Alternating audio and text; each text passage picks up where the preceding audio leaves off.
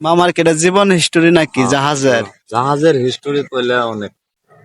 পরে কিছুদিন করলাম, করার পরে গেলাম বসুন্ধরা, জাহাজের কাম করে টরে বললাম আবার নারায়ণগঞ্জ আইসে গেলাম ইয়েতে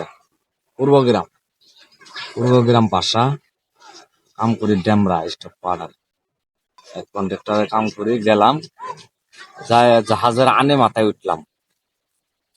উইডে কে বলি ফলন সারার মধ্যে উঠছি তক্তার ভিতরে 100 ফিট উপরে উঠার পরে মেশিনটা মাত্র চালু দিছি, দেওয়ার পরে নিচে যে তক্তা বেঁধে ঝুলতাছি, তক্তা কুটকির থেকে তক্তা মনে করো যে ভেঙে গেছে। ভেঙে যাওয়ার পরে মিস্ত্রি হয়ে গেছে। যদি নিচে পেলাম আমাকে আর খুঁজে পাওয়া যেত না। পরে আল্লাহর কাম ভালো, আপনার আছিল পিছনে একটা গাছ আছিল, গাছ দিয়া যে ভেঙে পড়ছে ও ওই পেন্ডের হুক বাজি হচ্ছে গাছের আগাল।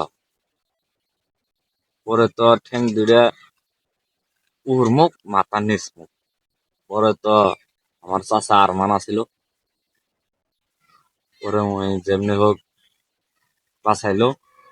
বাঁচানোর পরে বললাম যা আর কাম করবই না। পরে বাড়িতে এসে পেলাম, এসে ঢাকা এলাম, আবার নারায়ণগঞ্জ থেকে আইলাম গাজীপুর, এসে গাড়ি চালানো শিখলাম।